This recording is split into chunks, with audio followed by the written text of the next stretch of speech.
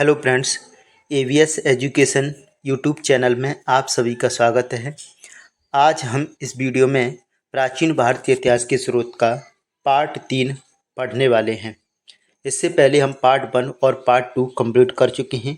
अगर आपने पार्ट 1 और पार्ट 2 नहीं देखा है तो पहले उनको देख लीजिए, उसके बाद आप इस पार्ट को देखिए।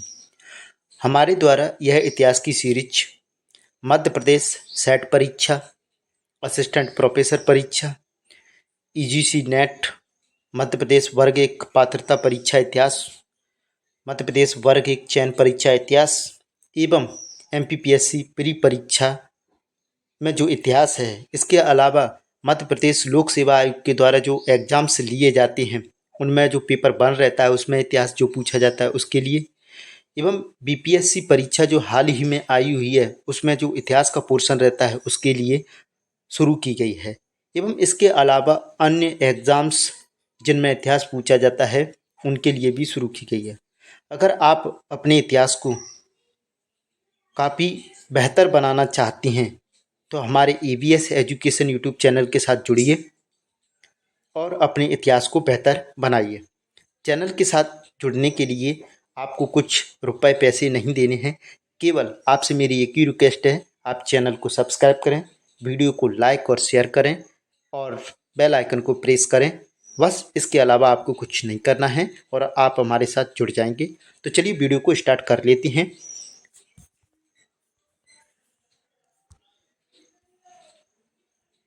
कल हमने पार्ट 2 के अंतर्गत पढ़ा था धर्मेतर साहित्य और स्मृतियाँ और महाकाव्य।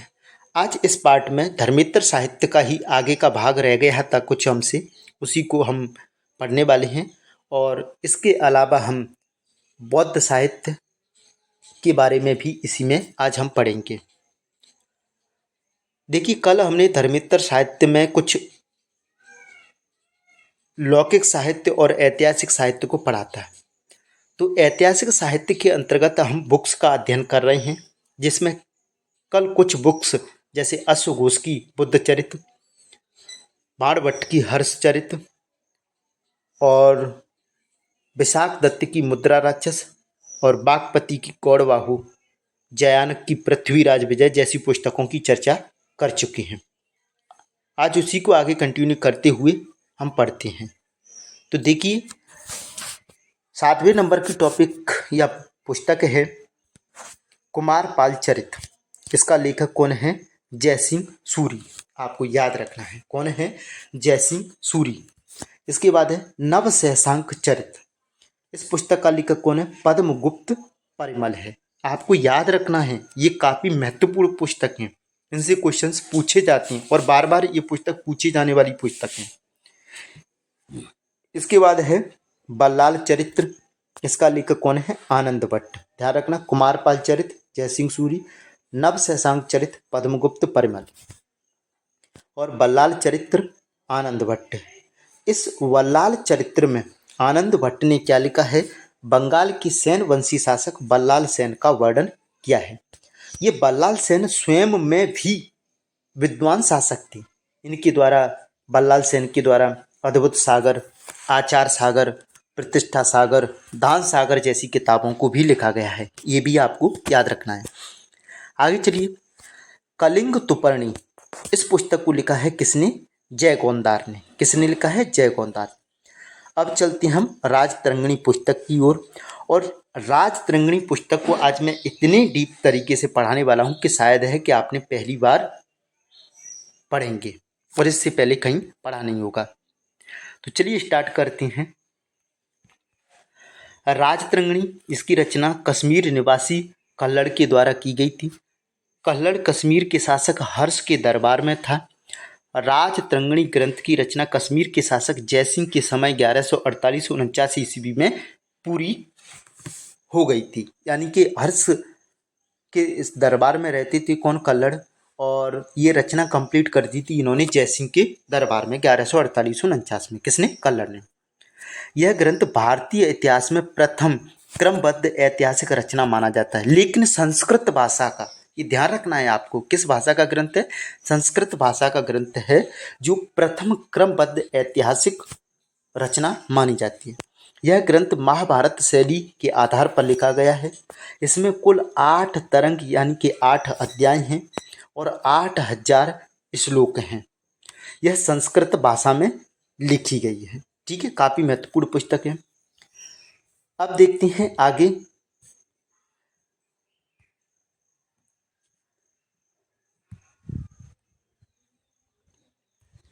द्वितीय राजतरंगिणी। द्वितीय राजतरंगिणी को किसने लिखा है? जौनराज ने। तृतीय राजतरंगिणी श्रीवर के द्वारा और चतुर्थ राजतरंगिणी लिखी गई है प्रज्ञाभट्ट एवं सूका के द्वारा। अभी तक आपने केवल राजतरंगिणी किताब को पढ़ा था, जिसकी रचना कल्लड़ ने की थी। 8 तरंग हैं, 8000 श्लोक हैं। राजा हर्ष के दरबार में रहती थी। जयसिंह के समय 1148-49 में पूरी की थी इस किताब को। ये ध्यान रखना है आपको। ठीक है। और जयसिंह जो राजा है, हर्ष जो राजा है, वो किस वंश के राजा हैं? लोहार वंश के राजा हैं, ये ध्यान रखना। तो लोहार वंश के शासनकाल में ये किताब लिखी गई है। ये जो द्वितीय राजतरंगिणी है, जौनराज के द्वारा 1459 ईस्वी में जैनुल आबदीन के समय लिखी। तृतीय राजतरंगिणी को 1480 में श्रीवर द्वारा जैनुल आबदीन के समय लिखा गया। चतुर्थ राजतरंगिणी को 1596 ईस्वी में प्रज्ञाभट्ट एवं सूका द्वारा अकबर के समय लिखा गया, जो मुगल काल का शासक है। आगे चलते हैं। कल्लड़ अशोक को कश्मीर का प्रथम मौर्य शासक बताता है। ध्यान रखना, कल्लड़ क्या कहते हैं कि प्रथम मौर्य शासक कश्मीर का कौन है? अशोक। इसके अनुसार अशोक का प्रारंभिक धर्म कौन था? शैव था, यानी शैव धर्म को मानता था अशोक प्रारंभ में। इसके अनुसार अशोक ने कश्मीर में विजेश्वर मंदिर का निर्माण किया था और श्रीनगर की स्थापना की थी। ये कल्लड़ बता रहा है अशोक के बारे में। आगे चलते हैं। आगे है कल्लड़ ने कश्मीर के शासक हर्ष द्वारा मंदिरों की संपत्ति लूटने के कारण उसको क्या कहते हैं? तुरुस्क और मूर्ति भंजक का है। मूर्ति भंजक मूर्तियों को तोड़ने वाला और मंदिरों की संपत्ति को लूटने वाला बताया है कल्लड़ ने। किसको? हर्ष को बताया है। आगे चलते हैं। कश्मीर के शासक अनंत वर्मन के समय एक इंजीनियर था जिसका नाम था क्या? खूह। याद रखना है, काफी महत्वपूर्ण है। तो ये इंजीनियर है कौन? खूह नामक इंजीनियर ने किस नदी पर? झेलम नदी के तट पर बांध बनवाया था। किसने? अनंत वर्मन शासक ने। किसके द्वारा? इंजीनियर खूह के द्वारा। और साथ में क्या निकलवाई थी? नहरें निकलवाई थी। क्वेश्चन काफी महत्वपूर्ण हो जाता है कि कश्मीर का कौन सा शासक है जिसने झेलम नदी के तट पर बांध बना करके नहरें निकलवाई थी? आंसर हो जाएगा अनंत वर्मन। आगे चलती हैं। आगे है राजतरंगिणी में सती प्रथा का उल्लेख मिलता है। देखिए, अगर क्वेश्चन ये पूछा जाए कि सती प्रथा का प्रथम उल्लेख किसमें मिलता है, तो गुप्त शासक भानुगुप्त के एरड़ अभिलेख से हमें सती प्रथा का प्रथम साक्ष्य मिलता है। लेकिन और कहाँ पर सती प्रथा का उल्लेख मिलता है? तो राजतरंगिणी में मिलता है। और कहाँ पर मिलता है? तो कल मैंने आपको पढ़ाई थी एक स्मृति, कौन सी? विष्णु स्मृति। कौन सी स्मृति है? विष्णु स्मृति। इसमें किसका उल्लेख मिलता है? सती प्रथा का उल्लेख मिलता है। और साथ में ही सबसे पहली बार जो अस्पृश्य शब्द का उल्लेख किया गया है वो भी किसमें किया गया है? विष्णु स्मृति में किया गया है। ठीक है, तो सारे डाउट आपके क्लियर हो गए होंगे, उम्मीद करता हूँ। आगे चलते हैं। आगे है इसी राजतरंगिणी में 64 उपजातियों का उल्लेख किया गया है। इसी राजतरंगिणी में राजपूतों के 36 वंशों का उल्लेख किया गया है। ये आपको याद रखना है। राजपूतों के 36 वंशों का उल्लेख किस राजतरंगिणी में किया गया है? ठीक है भाई। आगे चलते हैं। कुषाण शासक कनिष्क का उल्लेख किसमें मिलता है? राजतरंगिणी में मिलता है, जिसने कश्मीर में कनिष्कपुर बसाया था। कुंडल वन में चौथी बौद्ध संगीति का आयोजन भी किया था। किसने? कनिष्क ने। ये सारा वर्णन किसमें मिलता है? राजतरंगिणी में। आगे चलते हैं। गुप्त वंशी शासक नरसिंह गुप्त बालादित्य के द्वारा मिहिर कुल को हराने का उल्लेख मिलता है। तत्पश्चात मिहिर कुल का कश्मीर में 1 वर्ष का शासन भी इसमें बताया गया है। किसमें? राजतरंगिणी में। मिहिर कुल कौन है? गूढ़ शासक है, जिसको किसने हराया है? गुप्त वंशी शासक नरसिंह गुप्त बालादित्य ने। ये वर्णन कौन कर रहा है? कल्लड़। किसमें? राजतरंगिणी में। और मेहर कुल कश्मीर का 1 वर्ष तक का शासन भी किया है। आगे देखते हैं, वर्धनवंशी शासक हर्षवर्धन को शैव धर्म का अनुयायी बताया है। किसने? कल्लड़ ने। कहता है कि राजतरंगिणी में लिखा है कि कल्लड़ पहले किस धर्म का अनुयायी था? शैव धर्म का अनुयायी था। गुर्जर प्रत्याहार वंशी शासक मिहिर भोज की उपलब्धियों का भी वर्णन करता है। ध्यान रखना, गुर्जर प्रत्याहार वंशी शासक किसकी? मिहिर भोज की उपलब्धियों का वर्णन भी मिलता है किसमें? राजतरंगिणी में। आगे चलती हैं। आगे है, इसमें कश्मीर के इतिहास के 4 वंश कौन से? गौनंद वंश, कारकोट वंश, उत्पल वंश, लोहार वंश का उल्लेख मिलता है। ध्यान रखना, कौन सा है? गौनंद, कारकोट, उत्पल और लोहार वंश, इनका उल्लेख मिलता है। गौनंद वंश की रानी है कौन? यशोवती। उत्पल वंश की रानी है सुगंधा और लोहार वंश की रानी है दिद्दा। इनका भी उल्लेख किया है किसने? कल्लड़ ने। किसमें? राजतरंगिणी में। ध्यान रखना, गौनंद वंश की रानी यशोवती, उत्पल वंश की रानी सुगंधा और लोहार वंश की रानी दिद्धा। आगे चलते हैं। कन्नौज नरेश यशोवर्मन को ललितादित्य द्वारा पराजित किया गया था। तो कारकुट वंशी राजा था कौन? ललितादित्य। जिसने कन्नौज का शासक है कौन? यशोवर्मन। इसको क्या किया था? पराजित किया था। आगे चलते हैं।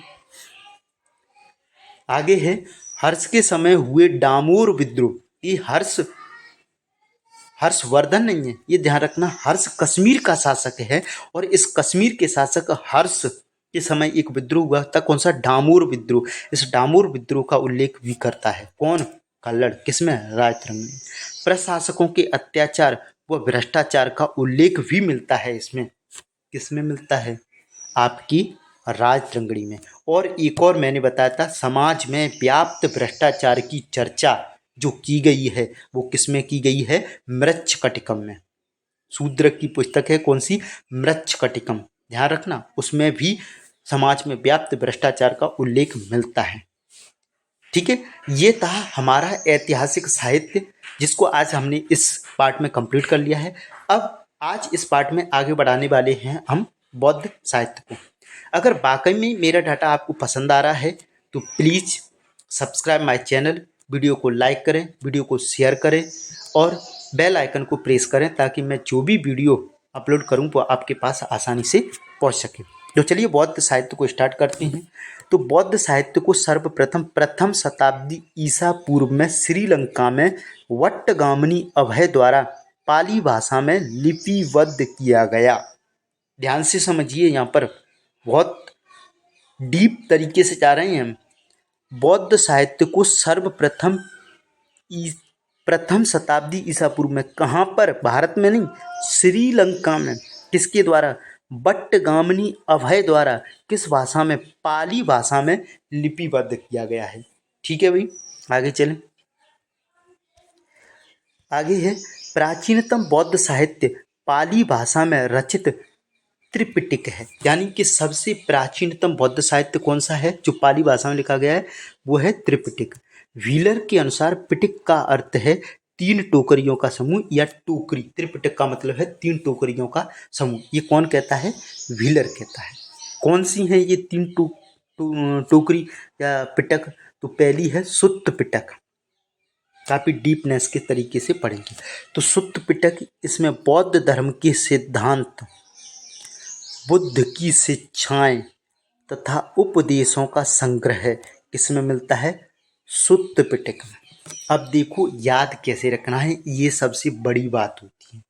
बौद्ध धर्म के सिद्धांत, बौद्ध धर्म की शिक्षाएं और उपदेशों का क्या संग्रह। तो सिद्धांत सबसे पहले किसने बनाए होंगे? गौतम बुद्ध जी ने बनाए होंगे। ठीक है, शिक्षाएं किसने दी थी? गौतम बुद्ध जी ने दी थी। उपदेश किसने दिए थे? गौतम बुद्ध जी के द्वारा दिए गए थे। ठीक है, जब आप यहाँ पर समझिए, ये सारी शिक्षाएं या सिद्धांत या उपदेश जो दिए गए वो किसके द्वारा दिए गए? गौतम बुद्ध के द्वारा दिए गए।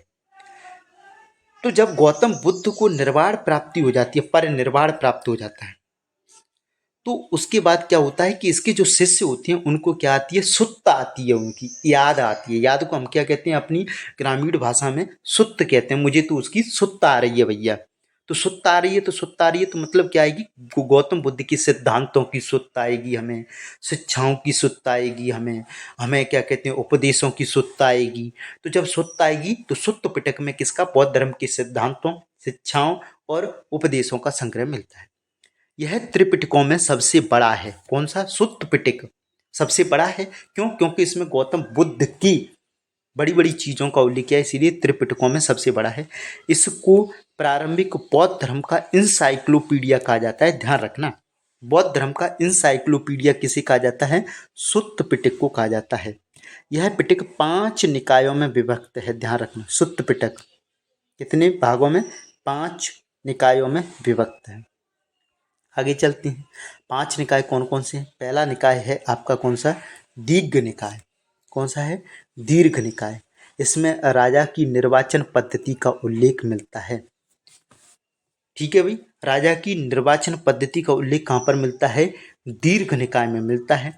इसके अंतिम भाग महापरिनिर्वाण सूत्र में बुद्ध की अंतिम उपदेश तथा आनंद के साथ संवाद का उल्लेख भी मिलता है। किसमें, दीर्घ निकाय में। किसमें मिलता है, दीर्घ निकाय में। ठीक है, इस निकाय के सिंगालोवाद सूत्र में बौद्ध उपासक वर्ग के लिए आचार व्यवहार का वर्णन किया गया है। अम्बष्ट सूत्र, ब्रह्मजाल सूत्र व महानिदान सूत्र इसी निकाय के भाग हैं। ध्यान रखना, सिंगालोवाद सूत्र में बौद्ध उपासक वर्ग के लिए आचार व्यवहार का वर्णन किया गया है। मैं आपको बताना चाहता हूं कि इस वर्ष यानी कि वर्ष 2025 में जो 24 का असिस्टेंट प्रोफेसर मध्य प्रदेश का जो परीक्षा हुई है उसमें ये क्वेश्चन पूछा गया है कि जो बौद्ध उपासक वर्ग के लिए आचार व्यवहार का जो वर्णन किया गया है वो किस सूत्र में मिलता है। सीधा सीधा यहीं से पूछा गया क्वेश्चन है। किस में मिलता है, सिंगालोवाद सूत्र में मिलता है। किसमें, सिंगालोवाद सूत्र में मिलता है। आपको याद रखना है, काफी महत्वपूर्ण क्वेश्चन हो गया। ठीक है, अब आगे पूछा भी जा सकता है कि राजा की निर्वाचन पद्धति का उल्लेख किस निकाय में मिलता है, तो दीर्घ निकाय में। और आनंद के साथ संवाद बुद्ध का किस में मिलता है, तो दीर्घ निकाय में मिलता है। आगे चलते हैं, अगला भाग है इसका सुत्त पिटक का मध्यम निकाय। क्या है, मध्यम निकाय। मध्यम निकाय, इसमें बुद्ध की महाविनिष्क्रमण यानी कि जो गृह त्याग किया था उसी को महाविनिष्क्रमण कहते हैं पाली भाषा में, तथा महाबोधि का वर्णन मिलता है। किसमें, मध्यम निकाय में। अब देखो, बिल्कुल रटना नहीं है यहाँ पर, बिल्कुल भी। महाविनिष्क्रमण म से शुरू हो रहा है, महाबोधि म से शुरू हो रहा है और मध्यम निकाय भी किससे शुरू हो रहा है, म से शुरू हो रहा है। तो आप आसानी से याद रख सकते हैं। महाविनिष्क्रमण और महाबोधि का जो वर्णन मिलता है वो किसमें मिलता है, मध्यम निकाय में। उसके बाद है संयुक्त निकाय। कौन सा है, संयुक्त निकाय। संयुक्त निकाय, इसमें धर्म चक्र प्रवर्तन, 4 आर्य सत्य और अष्टांगिक मार्ग। ठीक, क्या है, धर्म चक्र प्रवर्तन, 4 आर्य सत्य और अष्टांगिक मार्ग। ठीक है, क्या है, अष्टांगिक मार्ग। इनका वर्णन किस में मिलता है, तो संयुक्त निकाय में मिलता है। ठीक है, इसके बाद है अंगुत्तर निकाय। 16 महाजनपदों का वर्णन किया गया है। ये हम बार बार पढ़ती हैं तो ज्यादातर याद रहता है। आगे देखते हैं, एक है कौन सा, खुद्दक निकाय। खुद्दक निकाय, इसमें 15 लघु ग्रंथों का संग्रह है। ठीक है, कितने लघु ग्रंथों का, 15 लघु ग्रंथों का संग्रह किसमें मिलता है, खुद्दक में। 16 महाजनपदों का वर्णन अंगुत्तर निकाय में। ठीक है, धर्म चक्र प्रवर्तन, 4 आर्य सत्य, अष्टांगिक मार्ग संयुक्त निकाय में और महाविनिष्क्रमण और महाबोधि मध्यम निकाय में। लेकिन राजा के निर्वाचन की पद्धति दीर्घ निकाय में और आनंद और बुद्ध का संवाद दीर्घ निकाय में। ठीक है, और सिंगालो बुद्ध सूत्र में उपासक वर्ग के व्यवहार, आचार व्यवहार का वर्णन किया गया है। ठीक है, याद कैसे रखें सर जी कि ये सुत्त पिटक के भाग हैं, बस कुछ नहीं रखना है, कुछ नहीं रखना है। तो देखिए, आप एक शब्द पकड़िएगा, एसडीएम। ठीक है, एसडीएम। एस से क्या बनेगा, संयुक्त निकाय। डी से क्या बनेगा, दीर्घ निकाय। एम से क्या बनेगा, मध्यम निकाय। बन गए 3। और सीएम, सीएम जो एसडीएम है वो क्या होता है, एक होता है, एक होता है। तो ध्यान रखना, बौद्ध धर्म में जो सुत्त पिटक है वो कौन था, एसडीएम। उनका एसडीएम कौन था, एसडीएम एक ही था, कौन? गौतम बुद्ध, यानी कि बड़ी पावर थी किसके पास थी? गौतम बुद्ध के पास। तो ध्यान रखना, सुत्त पिटक, भगवान बुद्ध की सुत्त आ रही है हमें, तो भगवान बुद्ध कौन थी? एक थी, और कौन थी? एसडीएम थी। तो एस से संयुक्त निकाय, डी से आपका दिग्ग निकाय, एन से आपका मध्यम निकाय, ए से आपका अंगुत्तर निकाय, और के से आपका खुद्दक निकाय। ये सारी की सारी जो निकाय हैं वो किसकी हैं? सुत्त पिटक की हैं। और कितने निकाय हैं? 5 निकाय हैं। और 5 निकाय के अंतर्गत क्या वर्णन किया गया है वो भी मैंने आपके साथ चर्चा की। अगर वाकई में आपको लगता है कि हाँ डीप इतिहास पढ़ाया जा रहा है तो फिर क्या सोचती हो? चैनल को सब्सक्राइब कर लो और अपने इतिहास को बेहतर बना लो। आगे चलती हैं। आगे है खुद्दक निकाय।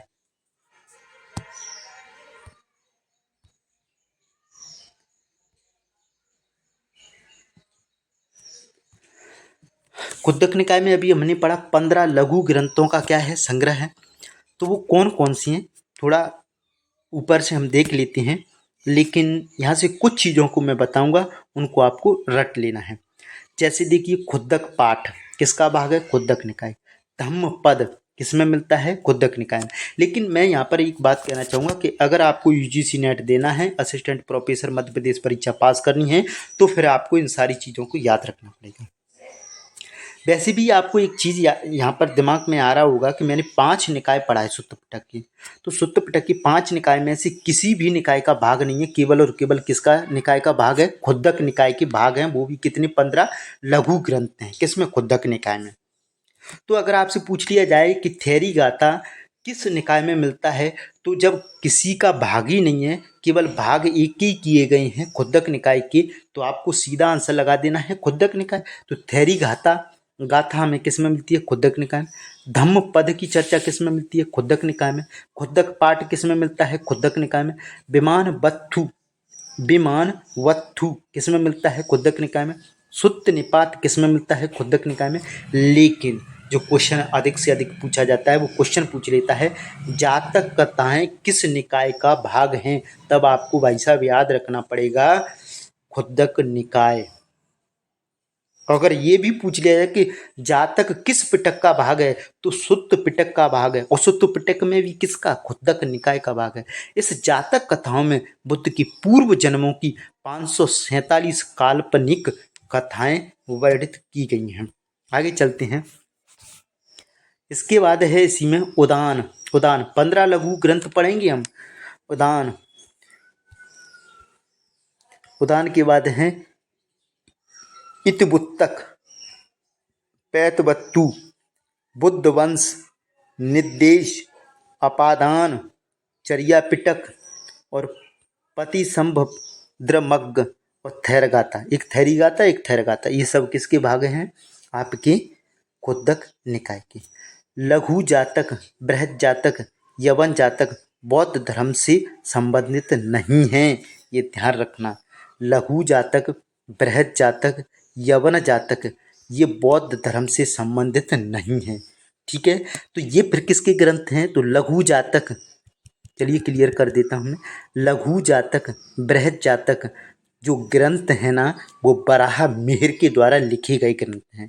ठीक है भाई, क्लियर हो गया होगा। आगे चलते हैं। आगे है आपका विनय पिटक। पहला भाग कौन सा? सुत्त पिटक। दूसरा कौन सा है? विनय पिटक। अब एक चीज यहाँ पर क्लियर करना चाहूँगा कि जो पिटक हैं ना, इनमें से सबसे पहले किस पिटक को लिखा गया था, तब आप आंसर लगा के आएंगे विनय पिटक को। ठीक है, लेकिन सबसे बड़ा पिटक कौन सा है? तो वो सुत्त पिटक है। अब इसमें क्या वर्णन मिलता है? तो विनय पिटक बौद्ध संघ संबंधी नियम मिलते हैं, भिक्षु भिक्षुड़ियों के आचार विचार तथा विधि निषेधों का संग्रह मिलता है। इसके सुत्त, विभंग, खंदक, परिवार 3 मुख्य भाग हैं। सुत्त पिटक के 5 भाग थे। कौन कौन से 5 भाग थे? संयुक्त निकाय, दिग्ग निकाय और आपका मध्यम निकाय और अंगुत्तर निकाय और खुद्दक निकाय। और खुद्दक निकाय के कितने भाग थे? 15। ठीक है, 15 के नाम याद रखने हैं। उदान है, इतवैत्तिक है, पैतुवत्तु है, थैरी गाथा है, थैर गाथा है, जातक हैं, ये सारी चीज़ें थी। ठीक है, उसके बाद विनय पिटक पढ़ रहे हैं हम। विनय पिटक में हमको बौद्ध संघ संबंधी नियम नियम ध्यान रखना, नियम विनय से कुछ मिलता जुलता है ना, अनुनय विनय नियम के माध्यम से करती हैं। ठीक है, तो बौद्ध संघ संबंधी नियमों का वर्णन किसमें मिलता है? विनय पिटक में। और भिक्षु भिक्षुड़ियों के आचार विचार तथा विधि निषेधों का संग्रह किसमें मिलता है? विनय पिटक में। इसके कितने भाग हैं विनय पिटक के? तो विनय में कितने हैं? केवल और केवल 3 वर्ण हैं। तो सुत्त विभंग खंदक परिवार क्या है? सुत्त विभंग खंदक और परिवार। खंदक महावग्ग एवं चुल्लवग्ग में विभाजित है। ध्यान रखना, जो खंदक भाग है विनय पिटक का वो कितने भागों में विभाजित है? 2 में, महावग्ग और चुल्लवग्ग में। इस पिटक में महावीर स्वामी तथा महात्मा बुद्ध को समकालीन बताया गया है। किस पिटक में? विनय पिटक में महावीर स्वामी और महात्मा बुद्ध को समकालीन बताया गया है। आगे चलते हैं, अगला है आपका कौन सा? अभिधम्म पिटक। देखिए भाई, आसान तरीके से याद कराऊंगा मैं आपको, रटाऊंगा नहीं चीज़ों को। यह बौद्ध धर्म के दार्शनिक सिद्धांतों का संग्रह है। इसमें कुल 7 ग्रंथ हैं। पहले में 5 थे, विनय पिटक में 3 हैं। कौन से? सुत्त विभंग खंदक और परिवार। इसमें कितनी हैं? 7 हैं, जिन्हें सप्त प्रकरण कहा जाता है। ठीक है, तो सुत्त पिटक के भाग कितने हैं? 5। विनय पिटक के कितने हैं? 3। अभिधम्म पिटक के कितने हैं? 7, जिन्हें सप्त प्रकरण कहा जाता है, जिसमें से कुछ प्रमुख हैं, जैसे धातु कथा, पुग्गल, पंचित, पंचती, पट्ठान, धम्मसंगिनी, यमक, कथावत्थु, विभंग। अब यहाँ से जो सबसे अधिक पूछा जाता है, धातु कथा, पुग्गल, पंचित और कथावत्थु स्पेशली पूछ लेता है निम्नलिखित में से किस पिटक के भाग हैं? तब आपको याद रखना है अभिधम्म पिटक के भाग हैं। कौन कौन से? कथावत्थु, धातु कथा, पुग्गल, पंचित। ठीक है, ये आपको याद रखनी है। कौन कौन सी 3? धातु कथा, कथावत्थु और पुग्गल, पंचित। लेकिन मैं ये कहूँगा फिर से कि जब आप बड़ी तैयारी कर रहे हैं तो शॉर्टकट की ओर मत भागिए, क्योंकि शॉर्टकट हमेशा हमेशा घाटे का सौदा होता है। इसीलिए आप जो चीज़ें पढ़ाई जा रही हैं उन सारी चीज़ों को पढ़िए। ठीक है, तो ये किसके भाग हैं? धम्मसंगिनी, यमक, कथावत्थु, विभंग, पुग्गल, पंचित, पट्ठान, धातु कथा, सब अभिधम्म पिटक के हैं। इसमें किसका वर्णन है? बौद्ध धर्म के दार्शनिक सिद्धांतों का वर्णन है। ठीक है, तो ये याद रखना है आपको चीज़ों को। इसके बाद है सर्वप्रथम, देखो याद कैसे रखना है कि दार्शनिक सिद्धांत, दार्शनिक मतलब दर्शन, और दर्शन और अभी क्या करता है? अपने दर्शन करता है। अभी क्या करता है? बौद्ध धर्म के दर्शन करता है। तो अभिधम्म पिटक में किसका वर्णन है? दार्शनिक सिद्धांतों का वर्णन मिलता है। सर्वप्रथम संस्कृत भाषा का प्रयोग अभिधम्म पिटक में मिलता है। ध्यान रखना, किसी भी पिटक में संस्कृत भाषा का वर्णन नहीं किया गया है, लेकिन सर्वप्रथम अभिधम्म पिटक में संस्कृत भाषा का प्रयोग मिलता है। आगे चलते हैं, आगे है इस पिटक का संकलन तीनों पिटकों में सबसे बाद में तृतीय बौद्ध संगीति में किया गया। किसका? अभिधम्म पिटक का। अब देखिए, सुत्त पिटक का संकलन करता कौन है? आनंद। बड़े आसान तरीके से याद हो जाएंगे, मैं याद कराऊंगा। जब हमने बुद्ध भगवान के साथ रहे थे तो क्या आनंदित रहते थे, और जब बुद्ध भगवान चले गए तो उनकी क्या आएगी? हमें सुत्त आएगी। सुत्त आएगी मतलब याद आएगी। तो जो आनंद था वो चला गया, आनंद की क्या आएगी? हमें सुत्त आएगी। तो आनंद ने किस पिटक की संकलन किया है? सुत्त पिटक का। विनय पिटक का संकलन करता कौन है? उपाली। कौन है? उपाली। ये प्रथम बौद्ध संगीति में, ये द्वितीय बौद्ध संगीति में, और ये कौन सी में है? तृतीय बौद्ध संगीति में संकलित किया गया है। ये भी आपको याद रखना है। तो सुत्त पिटक संकलन करता आनंद, विनय पिटक संकलन करता उपाली, अभिधम्म पिटक संकलन करता कौन है? मोगली पुत्र तिस्स के द्वारा अभिधम्म पिटक का संकलन किया गया है। आगे चलते हैं, आगे है आपकी मिलिंद पन्हु पुस्तक। आगे है आपकी मिलिंद पन्हु पुस्तक। तो मिलिंद पन्हु जो पुस्तक है उसकी चर्चा करते हैं।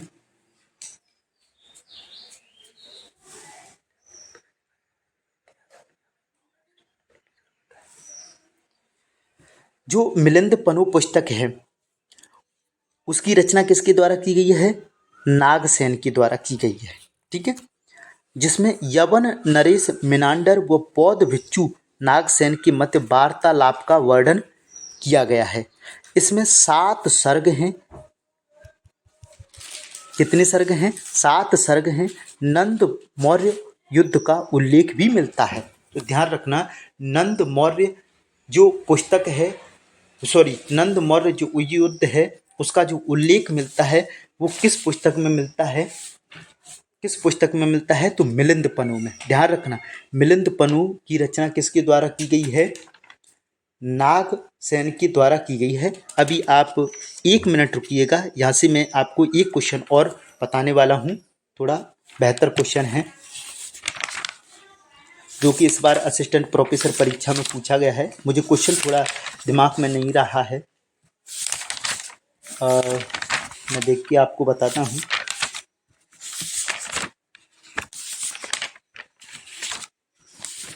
हाँ, क्वेश्चन पूछा गया है कि जो मिलिंद पन्नु ग्रंथ है उसमें कितने प्रकार के व्यवसायों का उल्लेख मिलता है, ये आपको याद रखना है। जो मिलिंद पन्नु पुस्तक है उसमें टोटल 75 प्रकार के व्यवसायों का उल्लेख मिलता है। कितने प्रकार के? 75 प्रकार के व्यवसायों का उल्लेख मिलता है किसमें? मिलिंद पन्नु पुस्तक में। ये आपको याद रखना है, ठीक है। आगे चलते हैं। अब हम पढ़ने वाले हैं दीपवंश तथा महावंश बौद्ध पाली साहित्य, ठीक है। इनको हम सिंगल साहित्य भी कहते हैं। सिंगल साहित्य मतलब ये श्रीलंका में लिखे गए थे, दीपवंश महावंश, इसीलिए इनको सिंगल साहित्य के नाम से भी जाना जाता है, जो कि बौद्ध धर्म से रिलेटेड है।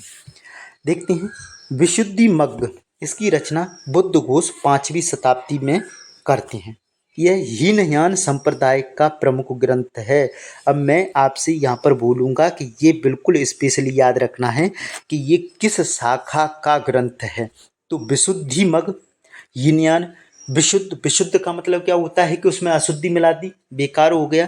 तो जब बेकार हो गया तो उसके प्रति हमको क्या आएगी? हीन भावना आएगी, हीन भावना आएगी। तो विशुद्ध मतलब बेकार। तो विशुद्धिमग्ग बौद्ध धर्म की किस शाखा का ग्रंथ है? तो हीनयान शाखा का ग्रंथ है। रचना कौन कर रहा है विशुद्धिमग्ग की? बुद्ध घोष कर रहा है। कब? 5वीं शताब्दी में, ठीक है। आगे इसी में और देखते हैं। इसे बौद्ध धर्म का विश्वकोश तथा त्रिपिटकों की कुंजी कहा जाता है। देखिए, अगर आपको वाकई में लगता है कि डीप चल रहा है तो फिर क्यों सोच रहे हो? चैनल को सब्सक्राइब कर लीजिए और मेरे साथ लग जाइए अपने इतिहास को बेहतर बनाने में, ठीक है। तो देखो, त्रिपिटकों की कुंजी किसे कहती हैं? विशुद्धिमग्ग को कहती हैं। बौद्ध धर्म का विश्वकोश किसे कहा जाता है? तो बौद्ध धर्म का विश्वकोश किसे कहा जाता है ये मैंने आपको अभी बताया है। विशुद्धिमग्ग को बौद्ध धर्म का विश्वकोश कहा जाता है। लेकिन रुकिए भैया, कन्फ्यूजन दूर कर लीजिए। बौद्ध धर्म का अगर विश्वकोश विशुद्धिमग्ग को कह रहे हैं तो बौद्ध धर्म का इंसाइक्लोपीडिया किसे कहा था? अभी मैंने, ये भी तो मुझे बताइए। तो ध्यान रखना, बौद्ध धर्म का इंसाइक्लोपीडिया कहते हैं सुत्त पिटक को। किसको कहते हैं? सुत्त पिटक को, ठीक है भाई। आगे चलें। अब आगे है सुमंगल विलासिनी।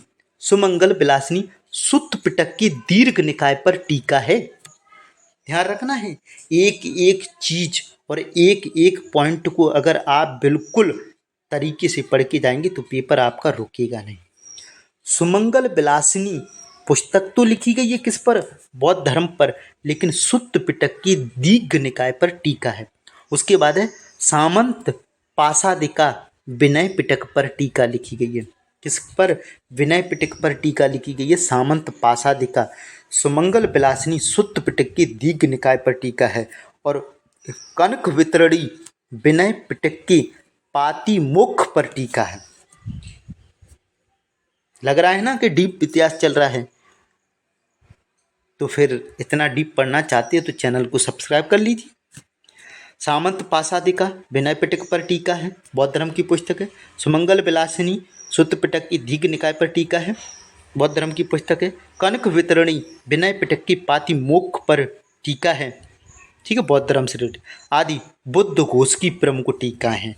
तो सुमंगल विलासिनी, सामंत पासादिका, कनक वितरणी, ये सब किसकी टीकाएं हैं? बुद्ध घोष की टीकाएं हैं। लेकिन ये ध्यान रखिए, विशुद्धिमग्ग बुद्ध घोष की है। सब विशुद्धि मग सुमंगल विलासिनी सामंत पासादिका कनक वितरणी, ये सब किसकी रचनाएं हैं? बुद्ध घोष की है। आगे चलती हैं। आगे है उपतिस, इन्होंने महाबोधि वंश की रचना की। महाबोधि वंश की रचना कौन कर रहा है? उपतिस कर रहा है। महाबोधि वंश की रचना कौन कर रहा है? उपतिस की, जिसमें बौद्ध के महापरिनिर्वाण तथा प्रथम 3 बौद्ध संगीतियों का उल्लेख मिलता है। ध्यान रखना, प्रथम 3 बौद्ध संगीतियों का उल्लेख किसमें मिल रहा है? महाबोधि वंश रचना में मिल रहा है।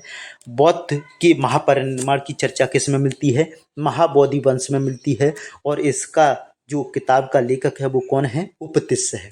उसके बाद है महाकच्चायन, इन्होंने नैतिक प्रकरण की रचना की है। तो नैतिक प्रकरण का लेखक कौन है?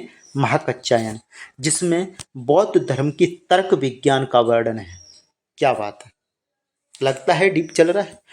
बौद्ध धर्म के तर्क विज्ञान का वर्णन महाकच्चायन ने किया है। किसमें? नैतिक प्रकरण में। इसमें किया है? नैतिक प्रकरण में महाकच्चायन ने बौद्ध धर्म की तर्क विज्ञान का वर्णन किया है। और प्रथम 3 बौद्ध संगीतियों का उल्लेख और महापरिनिर्वाण का उल्लेख उपतिस्स ने महाबोधि वंश में किया है। इसके बाद है धम्मपाल, खुद्दक निकाय पर परमार्थ दीपिनी नामक टीका लिखी है। किसने? धम्मपाल ने। खुद्दक निकाय किस पिटक का है? सुत्त पिटक का है। मैंने पढ़ाया था, सुत्त पिटक का है। तो खुद्दक निकाय पर जो परमार्थ दीपिनी टीका लिखी है वो किसने लिखी है? धम्मपाल ने लिखी है। आगे चलते हैं। देखिए, हमने अब ये जो अभी ग्रंथ पढ़े वो बौद्ध पाली भाषा में पढ़े थे, ठीक है, दीपवंश महावंश। अब हम पढ़ने वाले हैं संस्कृत बौद्ध ग्रंथ, यानी कि जो बौद्ध ग्रंथ हैं लेकिन संस्कृत भाषा में लिखे गए हैं, उनकी हम क्या करेंगे? चर्चा करेंगे, ठीक है भाई। तो देखिए, अश्वघोष नामक विद्वान कनिष्क के दरबार में था। किसमें था? कनिष्क के दरबार में था। इसकी तुलना मिल्टन गेटी किससे की जाती है? अश्वघोष की तुलना मिल्टन गेट से तथा वॉल्टियर से की गई है। ये ध्यान रखना है, मिल्टन गेट और वॉल्टियर से किस बौद्ध व्यक्ति की रचना की गई? तो अश्वघोष नामक विद्वान कनिष्क के दरबार में था। तुलना मिल्टन गेट और वॉल्टियर से की गई। इसकी प्रमुख संस्कृत रचनाएं कौन कौन सी हैं? बुद्ध चरित अश्वघोष, सौंदरानंद अश्वघोष, सारिपुत्र प्रकरण, वज्र सूची अश्वघोष, सूत्रालंकार अश्वघोष, गंडी स्रोत अश्वघोष। ये सब किसकी रचनाएं हैं? अश्वघोष की। एक बार फिर से रिवाइज, बुद्ध चरित, सौंदरानंद, सारिपुत्र प्रकरण, वज्र सूची, सूत्रालंकार और गंडी स्रोत, ये सब किसकी हैं? अश्वघोष की हैं। जो वज्र सूची है अश्वघोष की, उसमें जाति प्रथा की आलोचना की गई है। ध्यान रखना, बौद्ध धर्म में जो जाति प्रथा की आलोचना की गई है वो किस किताब में की गई है? वज्र सूची में। सारिपुत्र प्रकरण अलग है और वज्र सूची अलग है, ठीक है। तो वज्र सूची में जाति प्रथा की आलोचना की गई है और किसने लिखी है? अश्वघोष ने इसको लिखा है। आगे चलते हैं। वैपुल्य सूत्र ग्रंथ में 9 ग्रंथ सम्मिलित हैं। जो वैपुल्य सूत्र ग्रंथ है वो किस भाषा में लिखा गया है? संस्कृत भाषा में लिखा गया है। देखिए, बौद्ध धर्म से रिलेटेड ग्रंथ हैं लेकिन ये किस में चल रहे हैं? संस्कृत भाषा में लिखे गए बौद्ध ग्रंथ चल रहे हैं। तो वैपुल्य सूत्र ग्रंथ में 9 ग्रंथ सम्मिलित हैं, जिसमें अष्ट सहस्त्र का, प्रज्ञा पारमता लंकावतार, गंडव्यू, सुवर्ण प्रभास, समाधिराज व ललित विस्तार इत्यादि प्रमुख ग्रंथ हैं जो किस में शामिल हैं? वैपुल्य सूत्र में। किस भाषा में लिखे गए हैं? ये संस्कृत भाषा में लिखे गए हैं। आगे देखते हैं। धम्मपद को बौद्ध धर्म की गीता कहा जाता है। अगर आपसे पूछा जाए बौद्ध धर्म की गीता किसे कहते हैं, तो धम्मपद को बौद्ध धर्म की गीता कहते हैं। आगे चलते हैं। आगे है विभाषा शास्त्र। विभाषा शास्त्र को किसने लिखा है? वसुमित्र द्वारा संस्कृत में रचित इस ग्रंथ को बौद्ध धर्म का लघु विश्वकोश तथा बौद्ध धर्म की बाइबिल कहा जाता है। फिर से रिवीजन करते हैं। बौद्ध धर्म का इंसाइक्लोपीडिया सुत्त पिटक को किसे कहते हैं? सुत्त पिटक को बौद्ध धर्म की इंसाइक्लोपीडिया कहा जाता है। लेकिन अगर आपसे पूछा जाए कि जो बौद्ध धर्म का विश्वकोश है, बौद्ध धर्म का विश्वकोश, तो फिर आप आंसर लगा के आएंगे भैया विशुद्धि मग। क्या लगा के आएंगे? विशुद्धि मग। त्रिपिटकों की कुंजी, तो आंसर लगा के आएंगे विशुद्धि मग। और अगर क्वेश्चन पूछा जाए बौद्ध धर्म की बाइबल, तो आंसर लगा के आएंगे विभाषा शास्त्र। और बौद्ध धर्म का लघु विश्वकोश, तो भी आंसर क्या लगा के आएंगे? विभाषा शास्त्र। मैंने कन्फ्यूजन दूर कर दिया है। एक बार और बोलता हूँ, बौद्ध धर्म का इंसाइक्लोपीडिया सुत्तपिटक, बौद्ध धर्म का विश्वकोश विशुद्धि मग, त्रिपिटकों की कुंजी विशुद्धि मग, बौद्ध धर्म का लघु विश्वकोश विभाषा शास्त्र, बौद्ध धर्म की बाइबल विभाषा शास्त्र। ओके, आगे चलते हैं। आगे है ललित विस्तार, महायान संप्रदाय का प्राचीनतम ग्रंथ है। अभी हमने जो विशुद्धि मग पढ़ा था वो किसका है? यिन यान संप्रदाय का ग्रंथ है, जो बुद्ध घोष के द्वारा 5वीं शताब्दी में लिखा गया था। कौन? विशुद्धि मग। जबकि ललित विस्तार महायान संप्रदाय का प्राचीन ग्रंथ है। इसमें बुद्ध को देवता माना गया है। नई नई चीजें मिल रही हैं। बुद्ध को देवता किस किताब में माना गया है? ललित विस्तार में बुद्ध को देवता माना गया है। इस ग्रंथ के रचयिता हरिभद्र सूरी थे। इसमें 64 लिपियों का उल्लेख मिलता है। कितनी लिपियों का उल्लेख मिलता है? 64 लिपियों का उल्लेख मिलता है। ये आपको याद रखना है, ठीक है। लेकिन मैंने ये क्वेश्चन बताया था कि 64 उपजातियों का उल्लेख मिलता है किस किताब में? वीडियो को पॉज करके आंसर दीजिए। तो 64 लिपियों का उल्लेख मिल रहा है किसमें? ललित विस्तार में। लेकिन 64 उपजातियों का उल्लेख किया था राजतरंगिणी ने, जिसमें राजपूतों के 36 वंशों का भी उल्लेख किया गया है और सती प्रथा का उल्लेख किया गया है। लेकिन 64 लिपियों का वर्णन कौन कर रहा है? ललित विस्तार, जो महायान संप्रदाय का प्राचीनतम ग्रंथ है। और इस ग्रंथ में बुद्ध को देवता माना गया है। रचयिता कौन है ललित विस्तार का? हरिभद्र सूर्य। आगे देखते हैं, मैथ्यू अर्नोल्ड कौन है? मैथ्यू अर्नोल्ड ने ललित विस्तार को आधार बनाकर द लाइट ऑफ एशिया की रचना की है। इसमें मथुरा नगर की प्रशंसा की गई है। मथुरा नगर की प्रशंसा किसमें की गई है? The light of Asia. और द लाइट ऑफ एशिया किसने लिखी है? मैथ्यू अर्नोल्ड ने लिखी है। किसने लिखी है? मैथ्यू अर्नोल्ड ने लिखी है, जिसमें मथुरा नगर की प्रशंसा की गई है। आगे चलते हैं। आगे है आर्य मंजूश्री मूल कल्प, 9वीं शताब्दी में रचित बौद्ध ग्रंथ है। कौन सी शताब्दी में? 9वीं शताब्दी में रचित बौद्ध ग्रंथ है। कौन सा? आर्य मंजूश्री मूल कल्प। ये आपको बिल्कुल स्पेशली याद रखना है, ठीक है। आर्य मंजूश्री मूल कल्प 9वीं शताब्दी में बौद्ध ग्रंथ पर लिखा गया एक ग्रंथ है। और ये ध्यान रखना, आर्य मंजूश्री मूल कल्प भी महायान संप्रदाय का ग्रंथ है, ठीक है भाई।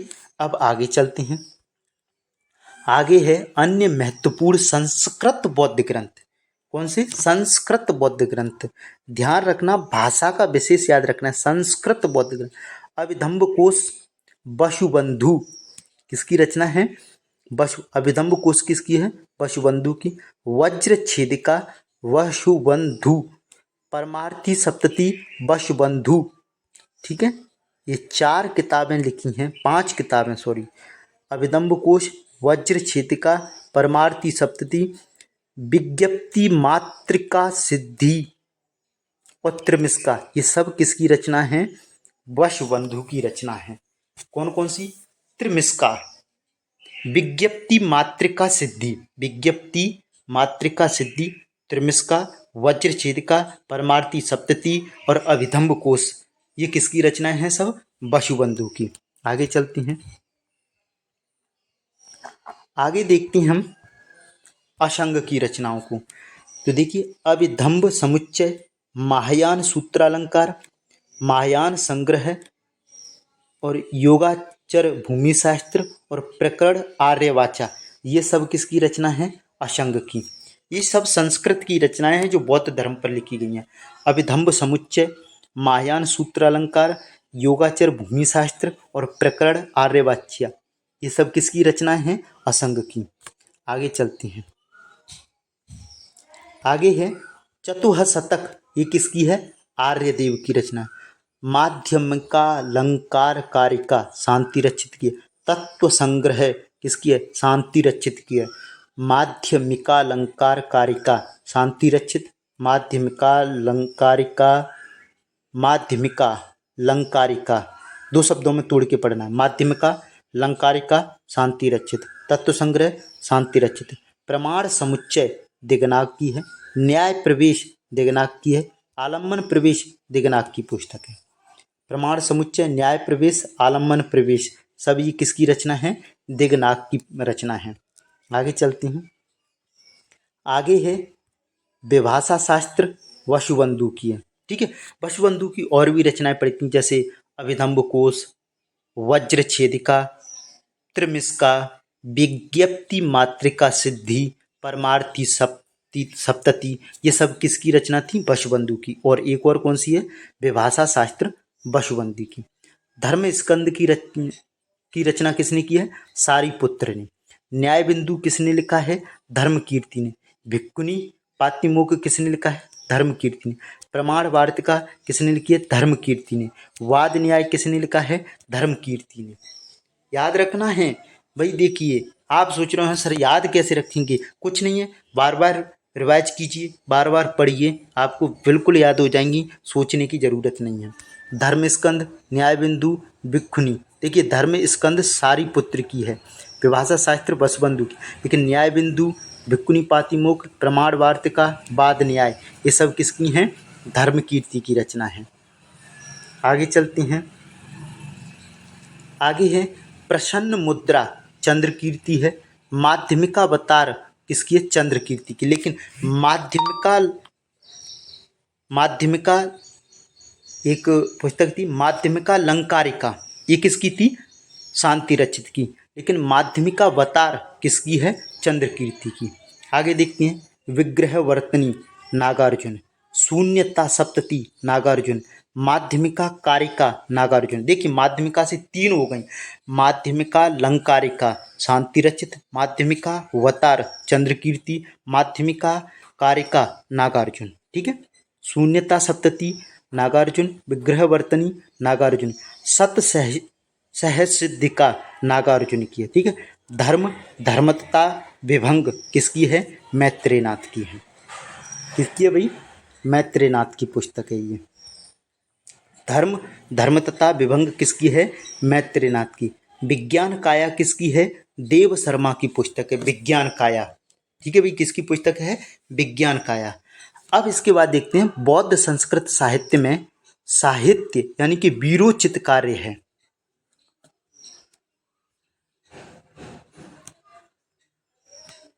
इसमें देखते हैं अभिधान शतक, अशोकावदान, अवदान कल्पता, ये सब किसकी हैं? क्षेमेंद्र की रचना है। अवदान शतक, अशोकावदान, अवदान शतक, अशोकावदान, अवदान कल्पता, ये तीनों रचनाएं किसकी हैं?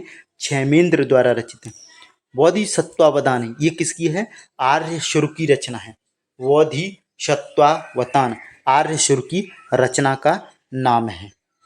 ठीक है भाई, तो ये था हमारा बौद्ध साहित्य, जो कि मैंने काफ़ी डिटेल्स के साथ पढ़ाया। अगर आपको पसंद आया हो तो please subscribe my channel, video को लाइक अधिक से अधिक करें, चैनल को सब्सक्राइब करें, वीडियो को शेयर करें और बेल आइकन प्रेस जरूर करें, ताकि मैं जो भी वीडियो अपलोड करूं वो आपके पास आसानी से पहुंच सके। अगर आप वाकई में बेहतर अपना इतिहास बनाना चाहते हैं तो मेरे साथ यानी मेरे चैनल EVS एजुकेशन के साथ जरूर जुड़ेंगे। वीडियो देखने के लिए धन्यवाद। जय हिंद, जय भारत।